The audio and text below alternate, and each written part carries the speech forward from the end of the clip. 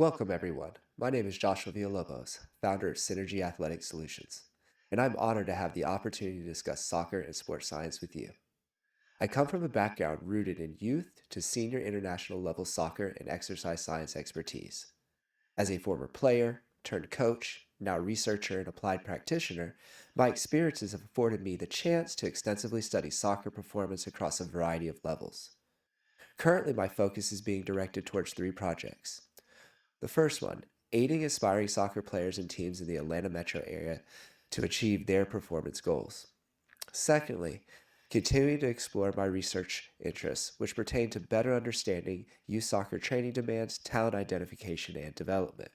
And finally, assisting in advancing SSA Swarm's sports science initiatives, where I serve as head of performance, helping SSA Swarm leadership oversee the club's physical development, testing, and load management systems to better prepare our club's youth to first team players for the demands of competition. I'm passionate about all things related to soccer and science. I'm always eager to collaborate, learn, and contribute to meaningful conversations that can help drive the overall progress of this sport. In the presentation to follow, I will share my personal opinions and insight into the use of sports science in soccer. My goal is to provide value and to kickstart thought provoking discussion with soccer professionals and enthusiasts, particularly players, parents, trainers, and coaches who are interested in learning how sports science principles and data can be used to help enhance soccer performance. Soccer is the world's most popular sport, nicknamed the beautiful game. Soccer's popularity can be attributed to the sport's unique culture and dynamic yet unpredictable nature. Soccer is an intermittent sport characterized by open displays of skillful action performed against opposition, with interchanging periods of high and low intensity played over a 90-minute plus period. Soccer is extremely complex, with success requiring players to contain efficiency and technical skill, tactical understanding, instantaneous decision making, and physical prowess. Keep it simple is a common phrase made in the soccer space. Could be just me, but the keep it simple or soccer is simple belief slash movement drives me crazy. Both phrases are just misleading. A more appropriate perspective of the sport would be highly skilled soccer players and teams make performance of complex decisions and physical actions in a game appear simple. I can assure you that training and preparing soccer athletes is complex and no easy feat. In my opinion, to advance individual soccer players and team performance really requires a depth of soccer specific knowledge, strategic training implementation, and a long term commitment.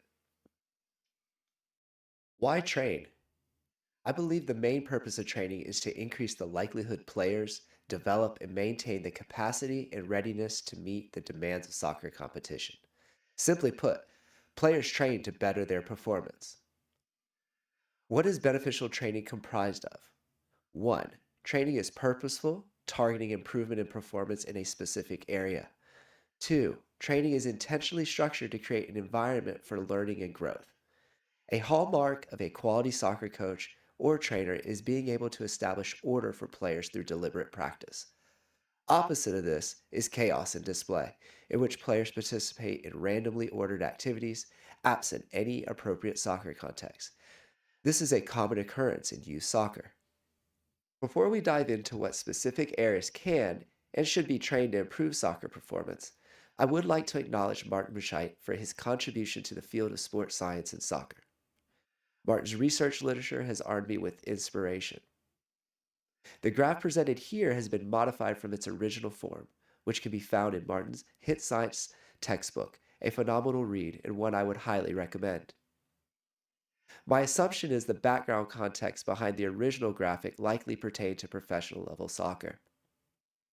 The modifications presented here are meant to reflect generalizations to a broader soccer audience, such as developing soccer players, their parents, and coaches. The primary components of soccer performance include technical skill, tactical, physical, and psychosocial domains. Technical skill efficiency, think ball skills, such as dribbling, passing, shooting, striking, heading, curving, and/or chipping a soccer ball. And this also includes the famous first touch and control. Tactical understanding relates to a player's soccer intelligence, their ability to process, understand, and successfully act out strategy during match play. Physical fitness relates to the physical capacity required to fulfill the technical and tactical demands of soccer. And finally, the psychosocial domain refers to a player's mentality towards training and competition, in addition to the player's integration and adaptation to team dynamics. Here are key takeaways from this slide. Takeaway 1. The percent contribution of each of these soccer-specific performance domains will vary and depend on context, such as gender, age, and level of competition. Takeaway 2. Improvement in any of these components can enhance individual player and team performance profiles. Given this, then a higher order question of importance for coaches, players, and parents to consider is how best to approach training. Is it better for coaches to focus training on one of these components in isolation or collectively? The traditional youth soccer club approach, where players participate in team practice 2 to 3 times per week and weekend games. This is a very common approach that assumes team practice and gameplay is sufficient to stimulate player development and optimal team performance. Let's investigate key assumptions that would have to be met for this approach to be effective. Assumption 1. Players have a quality coach with high soccer IQ, emotional intelligence, and a proven system and/or processes for success. Assumption 2. A team is full of quality players, or at least players of equitable ability. Assumption 3. They have a quality training environment.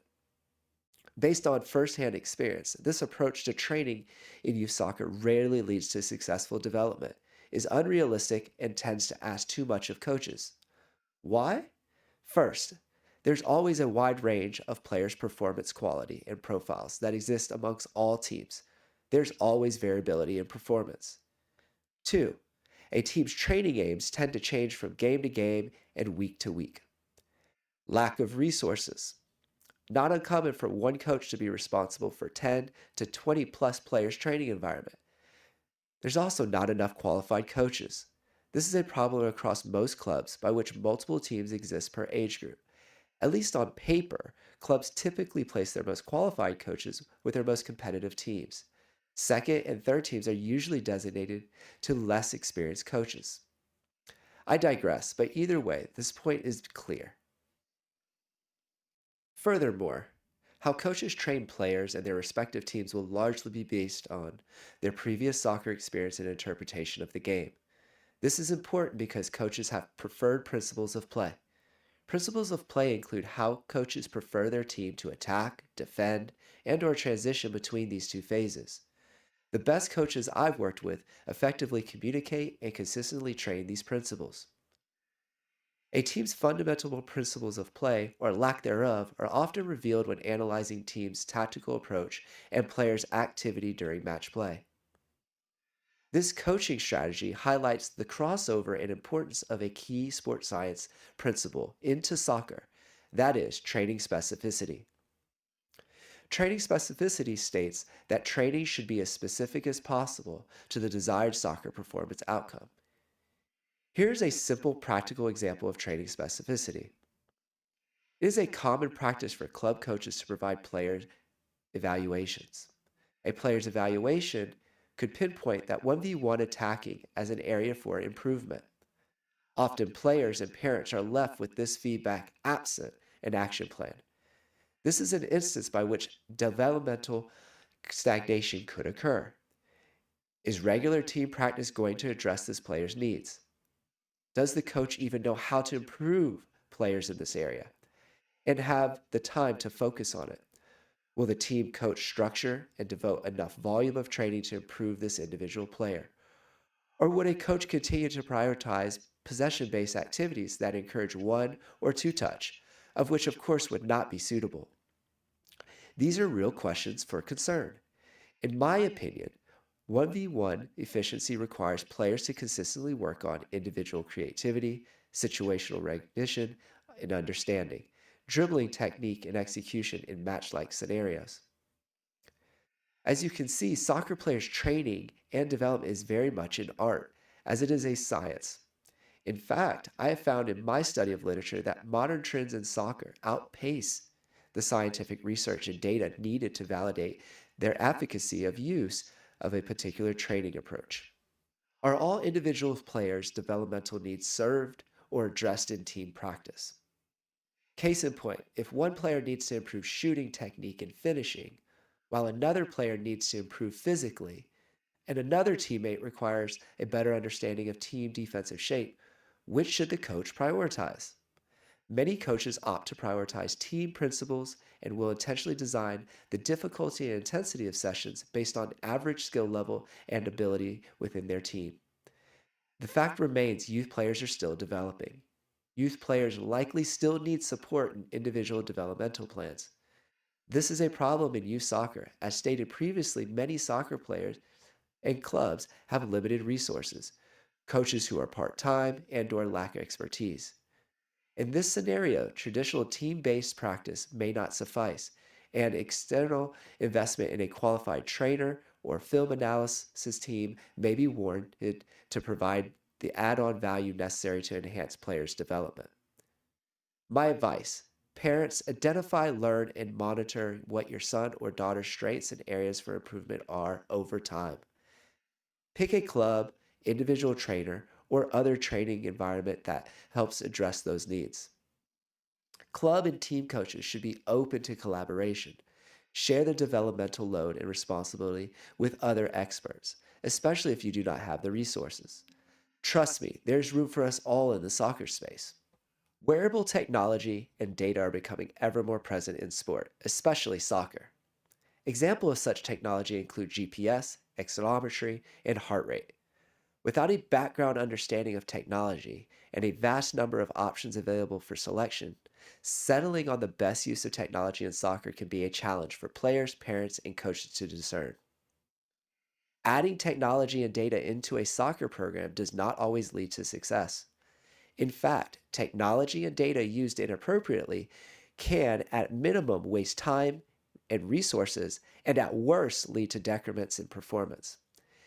In my opinion, sports science principles and data metrics should only be considered valuable tools if they can increase the precision of soccer practice. Here are some proper uses of technology in soccer.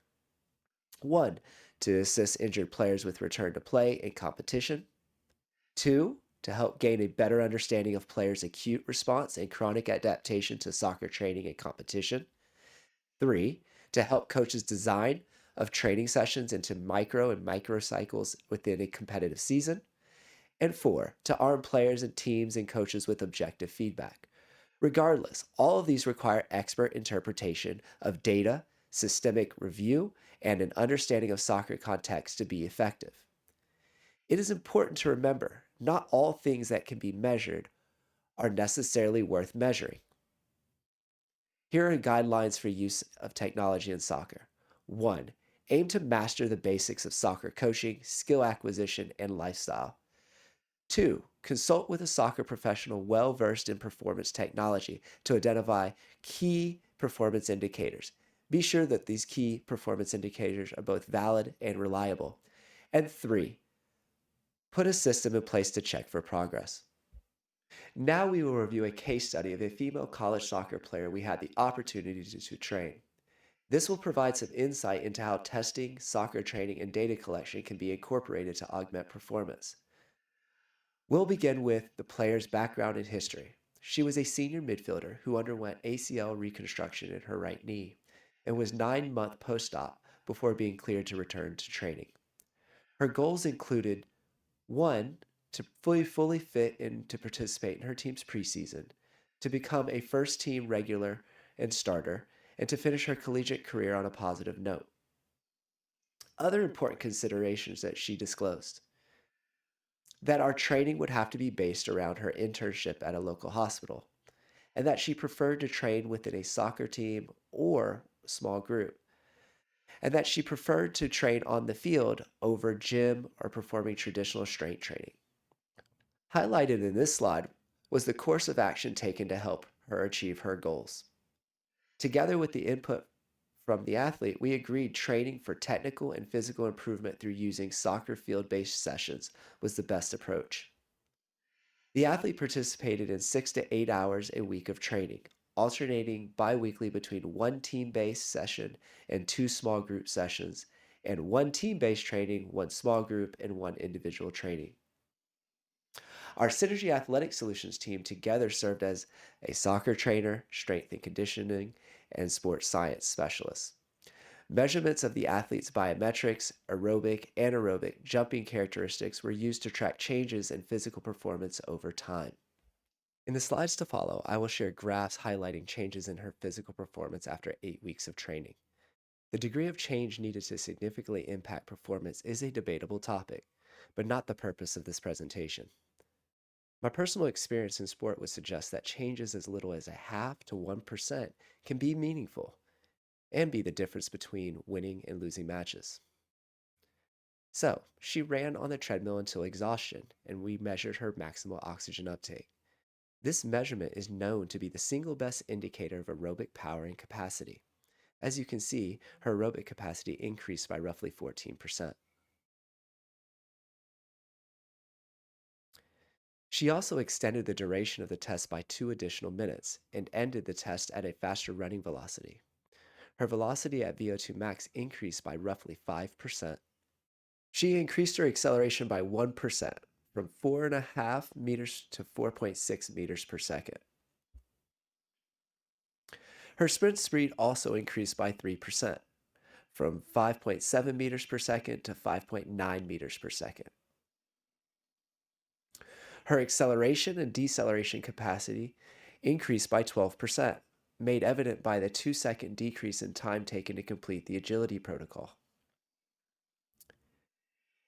And her body fat percentage decreased by 4.5%. The previous slides confirm that changes in physical capacity can be measured and altered with soccer training.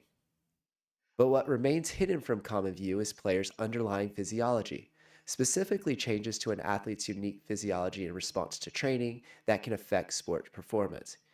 Here are 4 internal factors that can impact soccer performance. 1. Cardiorespiratory fitness, referencing an athlete's cardiovascular, respiratory, and circulatory system's efficiency during exercise. 2. Energy and metabolism refers to an athlete's individual metabolism and ability to convert consumed energy from micronutrients or from stored sources within the body into usable energy needed to support soccer activity and recovery. 3. Neuromuscular refers to an athlete's nervous system to skeletal muscle connection needed for movement and coordination in soccer. And 4. Myocellular, which refers to an athlete's unique muscle cell signature and function. This includes muscle fiber composition, mitochondria activity, density, and turnover that can interact to underpin the manifestation of whole body muscle displays of strength, power, and endurance in soccer.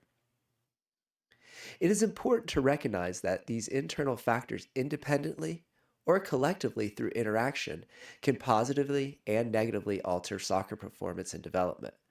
For this reason, an in-depth understanding of how training modifies physiology and consequently players' potential performance capacity is important. To better developmental programs in soccer, physiology should be taken into consideration. In the previous slide, I highlighted the contribution of neuromuscular connection to the performance. In our field, force plate evaluation of jumping characteristics and measurement of power are used to assess lower body neuromuscular function. You can see our athlete increased counter movement jump height by 4%. Her eccentric rate of force development also increased by roughly 0.5%. It is interesting that when looking at individual leg contribution to jump performance, we found that her left uninjured leg's eccentric rate of force development decreased, while her right leg, which if you remember was involved in her ACL reconstruction, increased after 8 weeks of training. The data indicated that left leg eccentric rate of force development was still greater than that of the right leg. The key finding being that overall jump performance did increase due in part to increases in her right leg's neuromuscular function. This is an indication of an athlete's adaptation to training that would remain unknown without technology or measurement. Nutrition is also an essential field of study in sports science. While our case study, we did not implement any nutritional modification strategies, sport nutrition can undoubtedly impact soccer performance. Here are important nutritional considerations: an athlete's ethnicity, cultural, or spiritual beliefs that influence food consumption, the total amount of calories consumed by an athlete versus the amount of calories actually needed, the percent distribution of micronutrients, carbohydrate, protein, and fat, the type of food selected, the timing of meal consumption, and finally, strategies to match training and nutrition that can be implemented to maximize training adaptation. Other factors impact soccer performance. Soccer is a physically demanding sport associated with an increased risk of injury. Injuries can impact soccer players' short and long term development and performance by altering previous movement patterns and execution of skill. Research investment into the field of soccer biomechanics has grown tremendously, particularly in the study of skill locomotion patterns, injury risk occurrence, and athlete rehabilitation.